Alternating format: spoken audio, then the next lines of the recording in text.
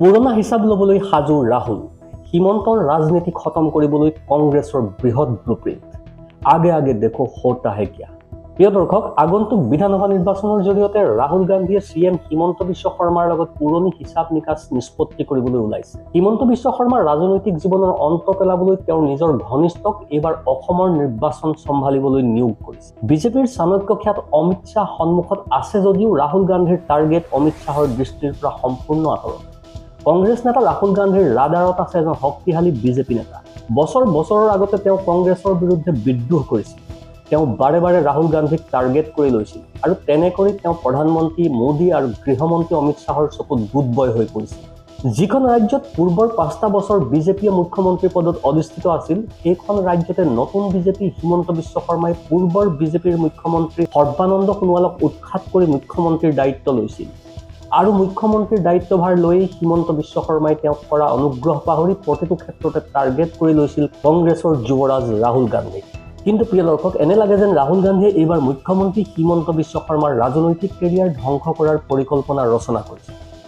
হিমন্ত বিশ্ব শৰ্মাক ৰাজনীতিৰ পৰা বৰীয়া বিস্তৰ বন্ধাবলৈ ব্যাপক ৰণনীতি তৈয়াৰ কৰিছে কংগ্ৰেছ নেতা ৰাহুল গান্ধীয়ে। প্ৰিয় দৰ্শক, বিজেপিৰ বিষয়ে এটা কথা কোৱা হয়, যিসকল নেতাক তেওঁলোকে কামত নহা যেন দেখে, অৰ্থাৎ প্ৰয়োজন নোহোৱা হৈ পৰে, অসাৰ যেন দেখে, তেনে নেতাক চাইডলাইন কৰিবলৈ বিজেপিৰ বেছি সময় নালাগে। গাখীৰত পৰা মাখিটোৰ দৰে ততালিকে উলিয়াই বাহিৰলৈ পেলাই দিয়ে। গতিকে সমগ্ৰ বিষয়টোনো কি, কোন সেইজন বিজেপি নেতা, সকলো জনাম। নমস্কাৰ, নিউজ অন নৰ্থ ইষ্টৰ আজিৰ এই প্ৰতিবেদনলৈ আপোনাক স্বাগতম। আপুনি চাই আছে দেশৰ এটা অগ্ৰণী, নিৰ্ভীক, নিৰপেক্ষ, বহুভাষিক চেনেল নিউজ অন নৰ্থ।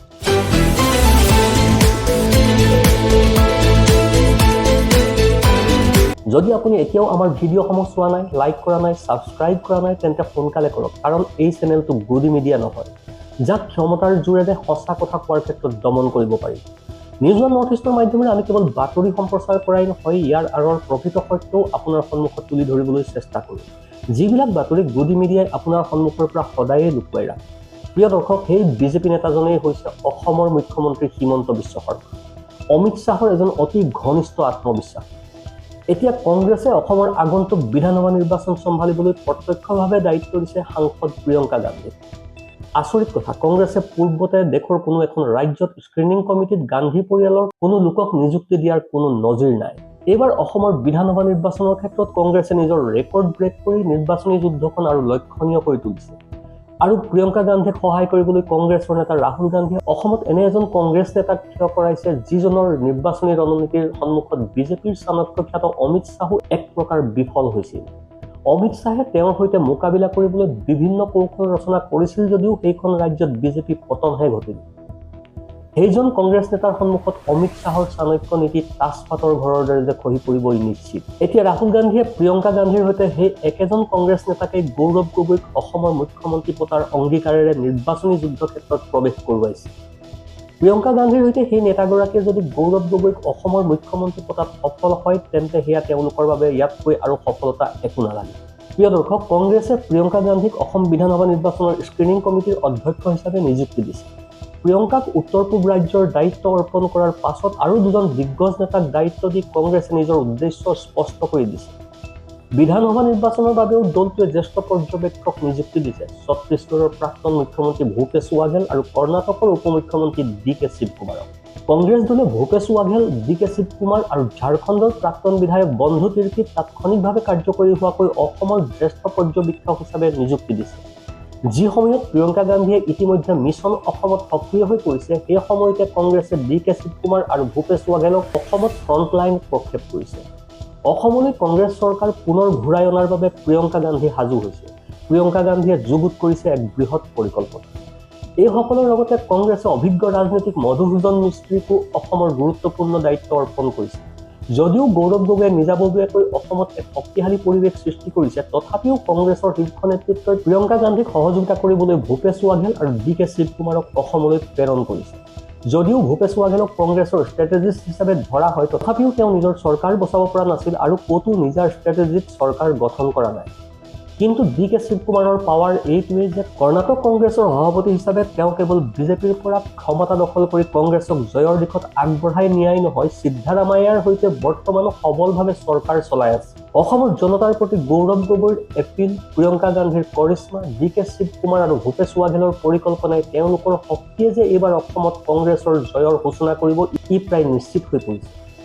এতিয়া প্ৰিয় দৰ্শক, এই কথা আপুনি এনেদৰে বুজিব পাৰিব যে অসমত হিমন্ত বিশ্ব শৰ্মাক ক্ষমতাৰ পৰা উৎখাত কৰিবলৈ ৰাহুল গান্ধী কিয় ইমান আগ্ৰহী, তেওঁ কিমান প্ৰস্তুত, কিমান আগ্ৰহী তেওঁ। ৰাহুল গান্ধীয়ে হিমন্ত বিশ্ব শৰ্মাক এক সমুচিত জবাব দিব বিচাৰিছে। ৰাহুল গান্ধীয়ে আগন্তুক নিৰ্বাচনৰ যোগেদি পুৰণা হিচাপ ল'ব বিচাৰিছে। তেওঁ হিমন্ত বিশ্ব শৰ্মাক দেখুৱাই দিব বিচাৰিছে যে তেওঁৰ ক্ষমতা কিমান।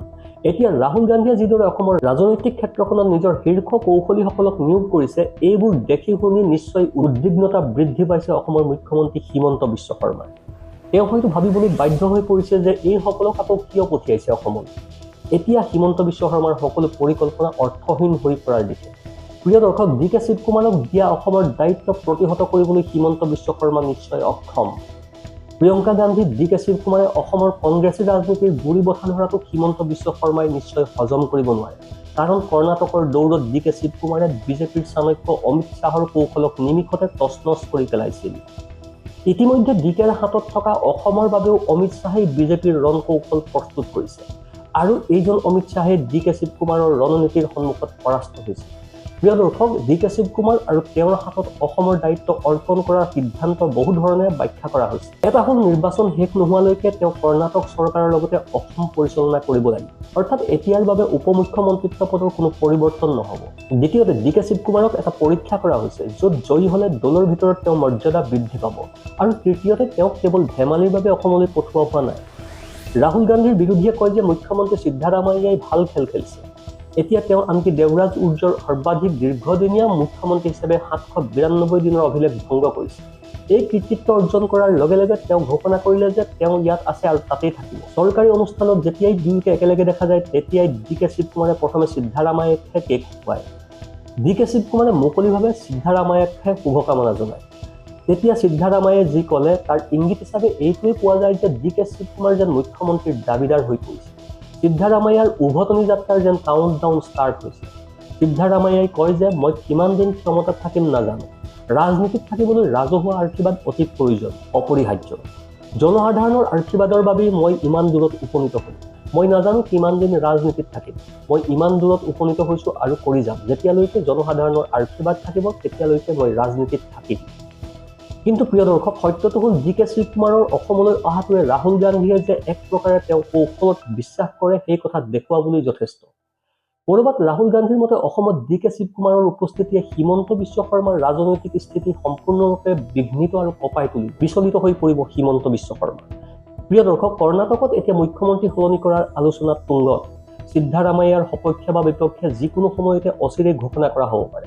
এই আলোচনা 2023 চনৰ পৰা চলি আহিছে। সিদ্ধাৰামাইয়া 1.5-2 বছৰৰ সূত্ৰৰ অধীনতহে মুখ্যমন্ত্ৰী হৈছিল। 20 নৱেম্বৰত সিদ্ধাৰামাইয়া 20 সংখ্যক কাৰ্যকাল সম্পূৰ্ণ কৰে। এতিয়া DK শিৱকুমাৰ 20 বছৰ মুখ্যমন্ত্ৰী হোৱাৰ পাল।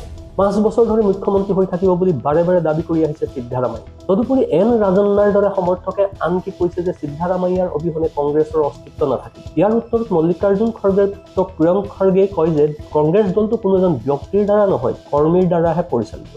কিন্তু প্ৰিয় দৰ্শক, এটা সঁচা কথা যে অসম কংগ্ৰেছে যদি সংখ্যাগৰিষ্ঠতাৰে চৰকাৰ গঠন কৰাত সফল হয়, তেন্তে কংগ্ৰেছৰ ভিতৰত প্ৰিয়ংকা গান্ধী, DK শিৱকুমাৰ আৰু ভূপেশ ৱাঘেলৰ সন্মান যথেষ্ট বৃদ্ধি পাব। ৰাজনৈতিক যুদ্ধত যদি ৰাহুল গান্ধীৰ অন্যতম ৰাজনৈতিক শত্ৰু হিমন্ত বিশ্ব শৰ্মাক সম্পূৰ্ণৰূপে পৰাস্ত কৰে, সফল হ'লে তেওঁলোকৰ ইচ্ছা পূৰণ হ'ব। একমাত্ৰ চৰ্ত হ'ল হিমন্ত বিশ্ব শৰ্মা পুনৰ মুখ্যমন্ত্ৰী হ'ব নোৱাৰিব। অসমত বিজেপিৰ পৰাজয় ঘটিলে, পুনৰ হিমন্ত বিশ্ব শৰ্মা অসমৰ মুখ্যমন্ত্ৰী হ'ব নোৱাৰিলে, ৰাহুল গান্ধী আৰু কংগ্ৰেছৰ দৃষ্টিত এই তিনিজন নেতাৰ দাম বৃদ্ধি পাব, চাহিদা বৃদ্ধি পাব। যি কি নহওক, হিমন্ত বিশ্ব শৰ্মাৰ বাবে এইটো কিমান ডাঙৰ সমস্যা বা প্ৰত্যাহ্বান সময়েহে ক'ব। কিন্তু ৰাহুল গান্ধীয়ে পৰিকল্পনা কৰিছে তেওঁক বিশ্বাসঘাতকতা কৰাজনৰ বিৰুদ্ধে ব্যৱস্থা ল'বলৈ। কাৰণ কিছুদিনৰ পূৰ্বে ৰাহুল গান্ধীয়ে অসমৰ এক জনসভাত মঞ্চৰ পৰা স্পষ্ট ভাষাৰে অসমৰ মুখ্যমন্ত্ৰী হিমন্ত বিশ্ব শৰ্মাক হুংকাৰ দিছিল।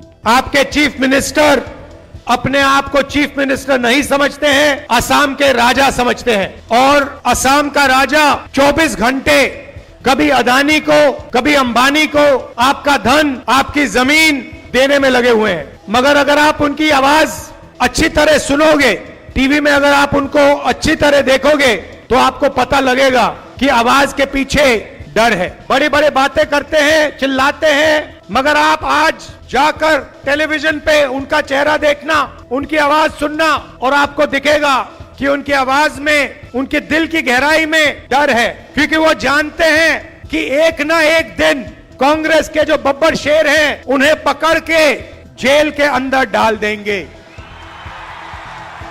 वो जानते हैं कि जो उन्होंने भ्रष्टाचार किया है, उनके परिवार ने जो भ्रष्टाचार किया है, कभी ना कभी उसका हिसाब उन्हें असम की जनता को देना पड़ेगा। मैं बिना सोचे समझे नहीं बोलता हूं और आमतौर से जब मैं जो बोलता हूं वो होता है। और मैं आज आपको बोल रहा हूं कि कुछ ही समय में आपको यही मीडिया वाले आपके चीफ मिनिस्टर को जेल जाते हुए दिखाएंगे और इससे उनको ना मोदी बचा पाएगा, ना अमित शाह बचा पाएगा। आप देखना, वो जेल के अंदर आपको दिखेंगे। প্ৰিয় দৰ্শক, আগন্তুক নিৰ্বাচনৰ ফলাফলৰ পাছতহে প্ৰকৃততে দেখা পোৱা যাব ৰাহুল গান্ধীয়ে 6 গাঁও মিটিঙত দিয়া সেই প্ৰতিশ্ৰুতি বাস্তৱিক ৰূপ। এইখিনিতে আপোনালৈ আমাৰ এক বিনম্ৰ অনুৰোধ আছে, এই ভিডিঅ'টো আপুনি লাইক কৰক, আমাৰ এই নিউজ ওৱান নৰ্থ ইষ্ট চেনেলটো ছাবস্ক্ৰাইব কৰক আৰু আপুনি ক'ৰ পৰা আমাৰ এই ভিডিঅ'টো চাইছে কমেণ্টত জনাওক। আপোনাৰ বাবে এইটো 1 ছেকেণ্ডৰ কথা, কিন্তু আমাৰ বাবে ই আটাইতকৈ ডাঙৰ শক্তি আৰু উৎসাহ। আপোনাৰ সহযোগিতাই আমাক সত্য উদ্ঘাটনৰ ক্ষেত্ৰত বহু সাহস যোগায়। তলৰ কমেণ্ট ছেকশ্যনত আপোনাৰ মনৰ কথা শ্বেয়াৰ কৰিব, কাৰণ আপোনাৰ কণ্ঠই হৈছে আমাৰ মূল শক্তি। Bureau report, news one north east.